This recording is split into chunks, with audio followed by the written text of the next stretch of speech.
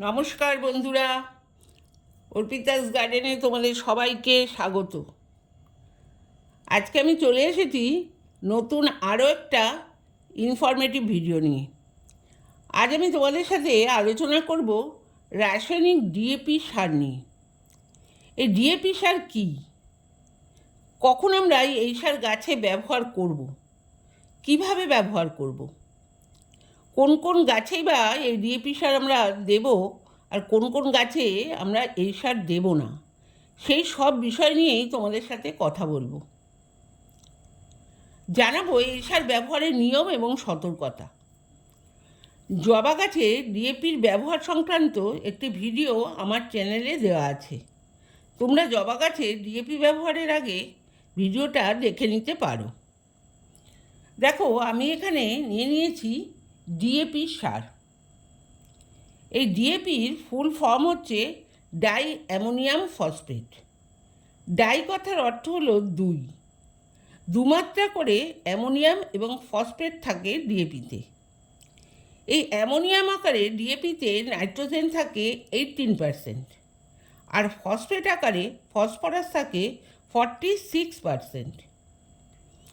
আমরা যখন গাছে ডিএপি প্রয়োগ করি তখন অ্যামোনিয়া থেকে এই 18% নাইট্রোজেন আর ফসফেট থেকে 46% ফসফরাস মুক্ত হয়। আমাদের টবে লাগানো গাছের ফসফরাসের চাহিদার বেশিরভাগটাই পূরণ করতে পারে এই ডিএপিতে থাকা ফসফরাস এবং নাইট্রোজেন। সেই কারণেই কিন্তু আমরা গাছে ডিএপি ব্যবহার করে থাকি। ফসফরাস গাছের মূলের বৃদ্ধি ঘটায়, কাণ্ডকে শক্তিশালী করে তোলে, গাছে প্রচুর ডালপালা তৈরিতে সাহায্য করে, ফুল ফলের আকার বৃদ্ধি করে, আর ফুল আর ফলের রঙও ঠিক রাখতে সাহায্য করে। এর পাশাপাশি নাইট্রোজেন গাছে প্রচুর পাতা তৈরি করে এবং গাছকে করে তোলে সবুজ। গাছের প্রয়োজনীয় দুটি উপাদান নাইট্রোজেন এবং ফসফরাস এই ডিএপি থেকে পর্যাপ্ত পরিমাণে গাছ পেলেও আমাদের টবের গাছে ডিএপি ব্যবহারে নানা রকম সমস্যার সৃষ্টি হয়, এমনকি গাছ মারাও যেতে পারে। এর কারণ ডিএপি একটি শক্তিশালী রাসায়নিক সার। এই ডিএপি সার প্রথমে গাছের পিএইচ মাত্রাকে বাড়িয়ে দেয়, পরবর্তী সময়ে এই পিএইচ মাত্রা হঠাৎ করেই কমে যায়। অর্থাৎ ডিএপি ব্যবহারে গাছের মাটি ধীরে ধীরে অ্যালকালাইন বা ক্ষারীয় হয়ে যায়। ফলে যেসব গাছ অ্যালকালাইন মাটি পছন্দ করে সেই সমস্ত গাছে ভালো গ্রোথ হয়, কিন্তু যে সমস্ত গাছ অ্যাসিডিক সয়েল পছন্দ করে সেই সব গাছ মারা যায়।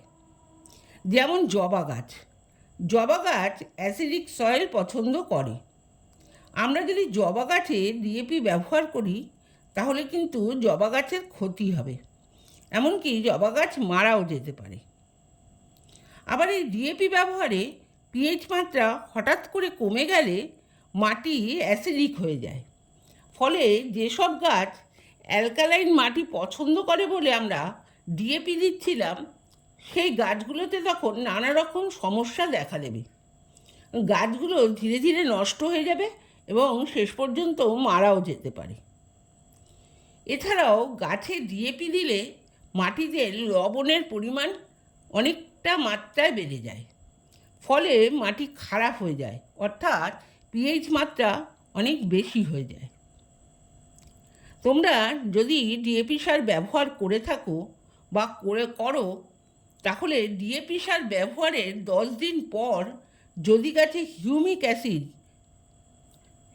ব্যবহার করতে পারো তাহলে কিন্তু এই পিএইচ লেভেল অনেকটাই ঠিক হয়ে যায়।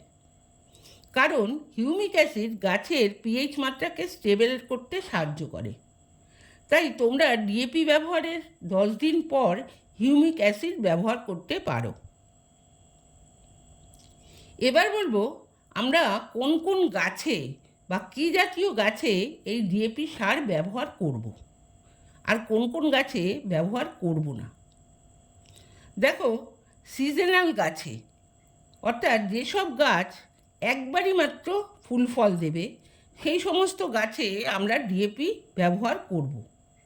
যেমন ইনকা, পিটুনিয়া এই সমস্ত গাছে আমরা ডিএপি ব্যবহার করতে পারি। কিন্তু পার্মানেন্ট গাছে যেসব গাছে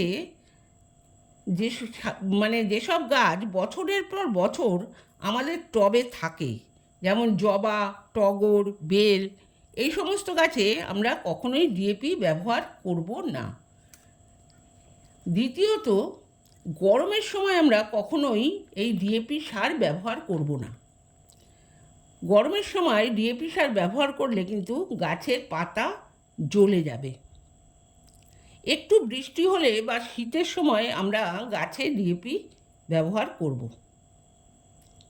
আবার নার্সারি থেকে নতুন গাছ এনে যখন আমরা প্রতিস্থাপন করব, তখন প্রতিস্থাপন করার জন্য আমরা যে মাটিটা তৈরি করব, সেই মাটি তৈরির সময় আমরা যে টবে গাছটা প্রতিস্থাপন করব, সেই টবের সাইজ অনুযায়ী আমরা ডিএপি মাটির সাথে ব্যবহার করতে পারি। যদি আমরা 4 ইঞ্চি টবে গাছটা প্রতিস্থাপন করি, তাহলে সেই 4 ইঞ্চি টবের জন্য আমরা যে মাটিটা তৈরি করব, সেখানে আমরা 4 দানা ডিএপি সেই মাটির সাথে মেশাতে পারবো। যদি আমরা 6 ইঞ্চি টবে গাছটা প্রতিস্থাপন করি, তাহলে সেই 6 ইঞ্চির জন্য 6টা দানা আমরা মাটির সাথে মিশিয়ে মাটিটা তৈরি করে নিতে পারি। এর ফলে কিন্তু গাছের মূলের বৃদ্ধি ভালো হবে, গাছও হেলদি হবে। কিন্তু এর থেকে বেশি দানা আমরা কখনোই মাটির সাথে মেশাবো না। দেখো, এরকমভাবে 4টে দানা আমাদের নিয়ে নিতে হবে। এছাড়া আমরা কোন কোন গাছে ডিএপি ব্যবহার করব? যেসব গাছের মূল একটু ফোলা মতন হয়, যেমন অ্যাডেনিয়াম, বনসাই, আলু, এরকম গাছে আমরা ডিএপি ব্যবহার করব। দেখো, মাসে একবার বা 40 দিনে একবার আমরা টবের সাইজ অনুযায়ী ডিএপি গাছে ব্যবহার করব। কখনোই টবের সাইজের থেকে বেশি ডিএপি দানা আমরা ব্যবহার করব না। এবার বলবো ডিএপি আমরা কিভাবে ব্যবহার করব। দেখো, টবের মাটিতে আমরা ডিএপি দানা হিসেবে মাটির সাথে মিশিয়ে যেমন ব্যবহার করতে পারি, তেমনই আমরা তরল সার তৈরি করেও গাছের টবে বা সম্পূর্ণ গাছে আমরা স্প্রে করতে পারি। সেই ক্ষেত্রে আমাদের 1 লিটার জলে 1 চামচ ডিএপি দিয়ে দিতে হবে এবং দিয়ে আগের দিন ভিজিয়ে রাখতে হবে। অর্থাৎ আমি যেদিন টবে দেব বা গাছে দেব, তার আগের দিন আমাদের ভিজিয়ে রাখতে হবে। দেখো, এখানে আমি এরকম 1 লিটার বোতলে জল নিয়ে নিয়েছি। এই 1 লিটার বোতলে আমি এইভাবে 1 চামচ ডিএপি দিয়ে দেব। দেখো, এখানে আমি 1 চামচ ডিএপি দিয়ে দিচ্ছি। এইভাবে 1 চামচ ডিএপি দিয়ে বোতলের মুখ বন্ধ করে আমাদের 1 দিনের জন্য এই জলটা রেখে দিতে হবে, যাতে ডিএপিটা এই জলে খুব ভালোভাবে মিশে যেতে পারে। দেখো, আমি এইভাবে রেখে দিয়েছি। পরের দিন আমরা এই ডিএপি মিশ্রিত বোতলটাকে এইভাবে ভালো করে ঝাঁকিয়ে নেব। এইভাবে ঝাঁকিয়ে সম্পূর্ণ ডিএপিটা মিশে গেলে আমরা পরিষ্কার আরও 1 লিটার জল নেব। দেখো, আমি এই পাত্রে নিয়ে নিয়েছি আরও 1 লিটার জল। এই 1 লিটার জলের মধ্যে আমরা ডিএপি মিশ্রিত যে জলটা তৈরি হলো, সেখান থেকে 2 চামচ এই জলে দিয়ে দেব। দেখো, এখানে 1 চামচ এবং আরও 1 চামচ আমি নিয়ে নিচ্ছি। এইভাবে 2 চামচ নিয়ে আমরা এই জলের সাথে খুব ভালো করে মিশিয়ে দেব। দেখো, এখানে আমি খুব ভালো করে মিশিয়ে দিচ্ছি। এই মিশিয়ে দেওয়ার পর যে জলটা বা মিশ্রণটা তৈরি হলো, এটা আমরা এখন আমাদের গাছে ব্যবহার করতে পারি। এটা আমরা টবের মাটিতে যেমন ব্যবহার করব, তেমন আমরা সমস্ত গাছে স্প্রে করে দিতে পারি। টবের মাটিতে আমরা কতটা দেব? তোমার গাছ অনুযায়ী দেবে। তোমার গাছের সাইজ এবং টবের সাইজ অনুযায়ী সেটা 250 গ্রাম হতে পারে, 500 গ্রাম হতে পারে বা 1 লিটারও হতে পারে। তোমার টবের সাইজ অনুযায়ী তোমার যতটুকু জল লাগবে তুমি এটা ব্যবহার করতে পারো। কিন্তু খেয়াল রাখতে হবে, আমরা টবের মাটিতে দিই বা গাছে স্প্রে করি, সেটা কিন্তু 30 থেকে 40 দিন অন্তরই আমাদের করতে হবে। ঘন ঘন কিন্তু ডিএপি গাছে কখনোই ব্যবহার করা যাবে না। ডিএপি ব্যবহারের ক্ষেত্রে কিন্তু আমাদের এই সতর্কতাটা খেয়াল রাখতে হবে।